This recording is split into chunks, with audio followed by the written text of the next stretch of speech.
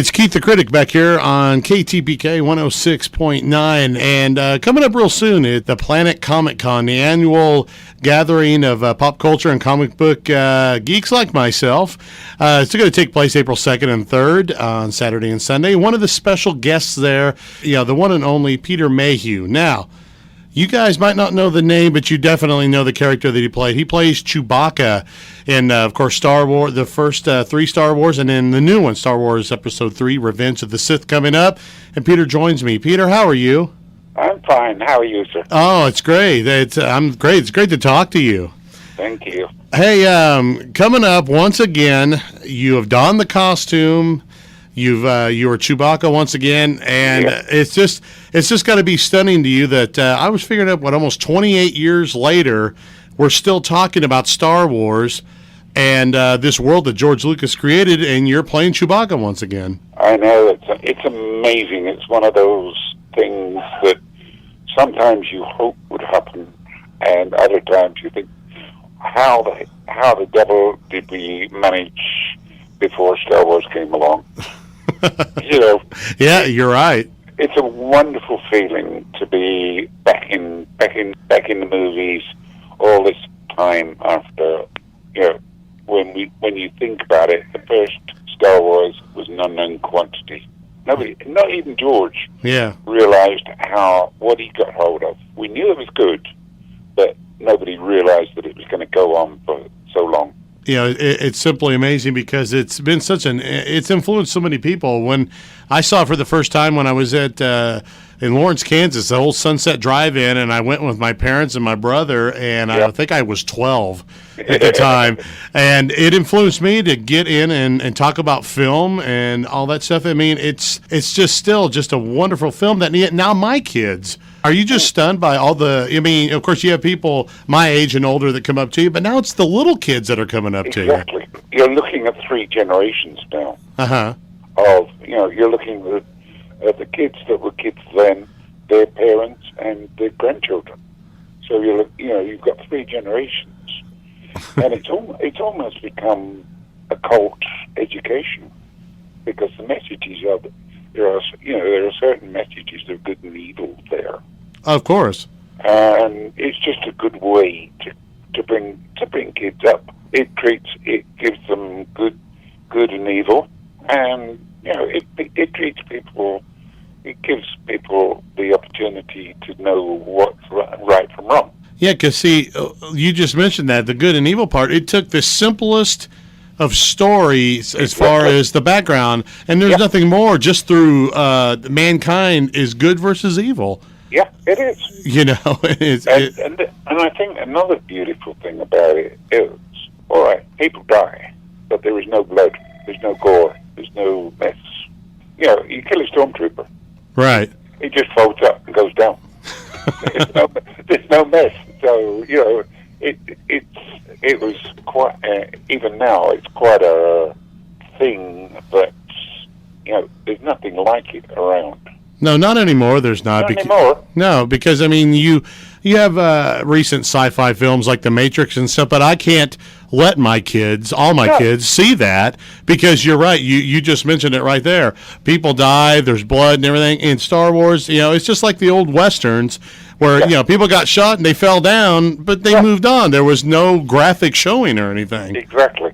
You've got a fairy story. You've got it's basically Wizard of Oz type of movie. Yeah. So, you've got the princess, you've got the hero, you've got the Cowardly Lion, the Tin Men, and all those characters. You do. You're right. I never looked at it like that, but yeah, it has a lot. It just takes from so many other classic films, and then of course Mr. Lucas put his twist on it. Now, Now, I think your start, how you got discovered, is one of those. It's one of those, lack of a better term, fairy tale type stories. It is. Where you were an English hospital worker. You were an orderly.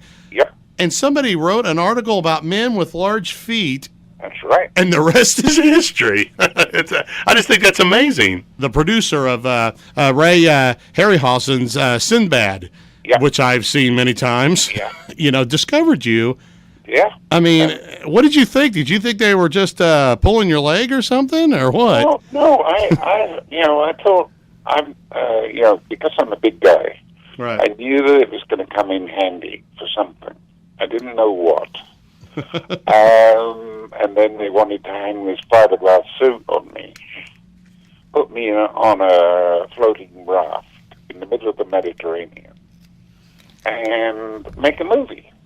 Wow. So, we did it. It was fun. It was something new, something Right. I'd never done before. And you meet a lot of people, and people move from movie to movie, okay? Right. Of course, it's the nature of the business. Yeah, it's the nature of the business. So, the guy that I'd worked with on Sinbad was talking to the costume guy for Star Wars, Stuart Freeborn. Uh-huh. And he said, I think we could use him. So we get a call, come up and see George, go up to the studios, see the drawings on the wall, look around, there's Vader at one end, Chewie's up the other end, and I looked at the character and thought, okay, that's fine. Well, I sat down, George walked in, I stood up, and George goes, I think we found him. And that was it. Within 20 minutes, half an hour, we talked about the roles and stuff, what I'd done, what they'd done. And as I say, within 20 to 40 minutes, we were down at the costumier's getting the costume done. Wow. It was as simple as that. Yeah, you know what, man? You hear all the horror stories about Hollywood and Exactly. and stuff, and man, it doesn't get much simpler than that.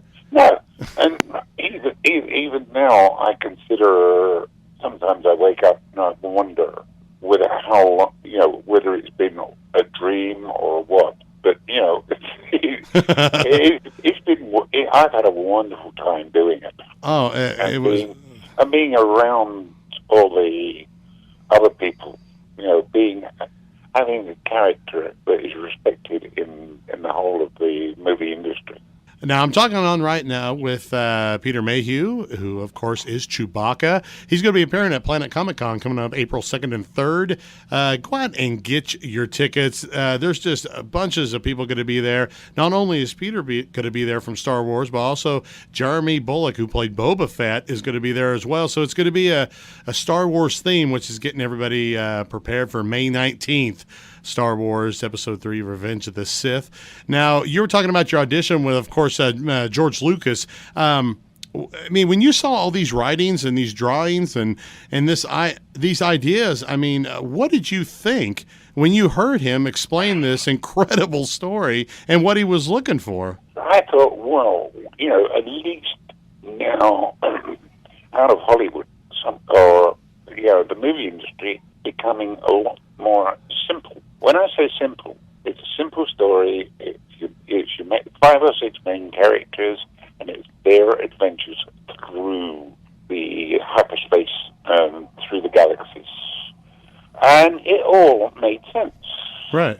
It all made sense. So I thought, okay, I might as well have a piece of this. And I didn't realize how big a piece there was to be had. So, I didn't expect it to last. Well, no, you go into something like this, nobody could, like you said, nobody could have expected that at all. Now, you expect it probably for 5 years. Yeah. Right? Yeah, exactly.